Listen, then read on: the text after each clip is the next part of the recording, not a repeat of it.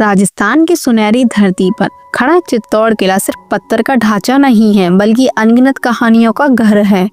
दिन में यह किला शान और वीरता की बातें करता है, लेकिन रात होते ही इसकी हवा में एक अजीब खामोशी फैल जाती है। कहते हैं यह खामोशी साधारण नहीं, यह रानी पद्मावती के श्राप की गूंज है।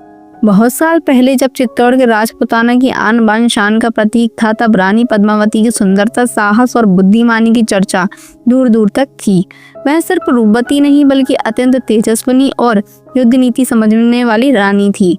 रानी के साथ राजा रतन सिंह का प्रेम इतना गहरा था कि दोनों देखकर लोग कहते थे कि ये प्रेम युगों युगों तक चलेगा। लेकिन किस्मत को कुछ और ही मंजूर था। दिल्ली का सुल्तान अलाउद्दीन खिलजी रानी पद्मावती की सुंदरता का किस्सा सुन चुका था। वह दीवाना हो चुका था।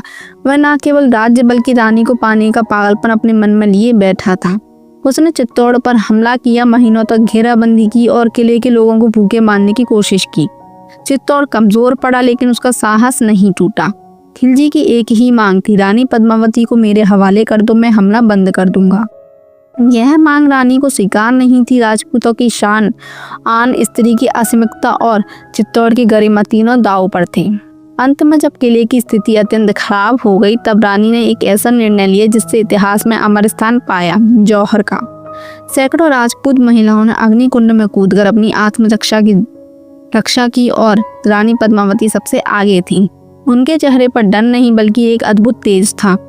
लेकिन जौहर में प्रवेश करने से पहले रानी ने आसमान की तरफ देखकर कहा, हे देवताओं, चित्तौड़ की धरती मेरी साक्षी है। जो भी स्त्री पर बुरी नजर रखकर इस किले पर हमला करेगा, वह बिना नाम और सम्मान के मरेगा। यही मेरा श्राप है।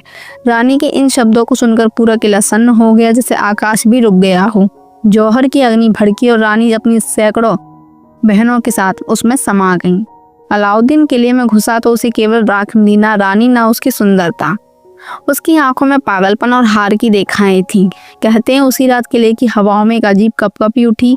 रानी का श्राप शुरू हो चुका था। श्राप की पहली निशानी थी, किले के चारों तरफ अचानक तूफानी हवाएं चलने लगी। घोड़े ने हिनहिनाना शुरू कर दिए, तोपों के पहिए अपने आप घूमने लगे। खिलजी का पूरा शिविर डर गया।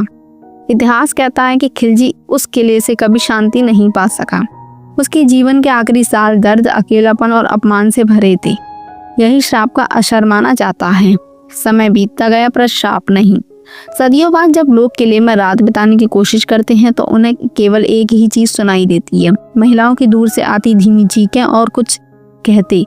कभी कभी एक औरत की परछाई दीवारों पर दिखाई देती है, लाल चुन्नी में, पर चेहरा आंख से झुलसा हुआ। रात 12 बजे के बाद किले के रानी के महल के पास अजीब रोशनी चमकती थी, जैसे कोई मशाल लेकर चल रहा हो, लेकिन वहाँ कोई नहीं होता है। किले के रखवालों ने कई बार कहा, एक महिला की आवाज आती है, जैसे कोई कर रहा हो, चित्तौड़ की धरती से मत खेलो। लोगों ने कोशिश की कि रात में किला खुला रखा जाए, लेकिन हर कोशिश के साथ कोई ना कोई डरावनी घटना हुई।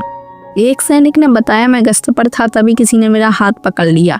जब मुड़ा तो वहाँ कोई नहीं था, बस जमीन पर जली हुई लाल चुनरी पड़ी थी।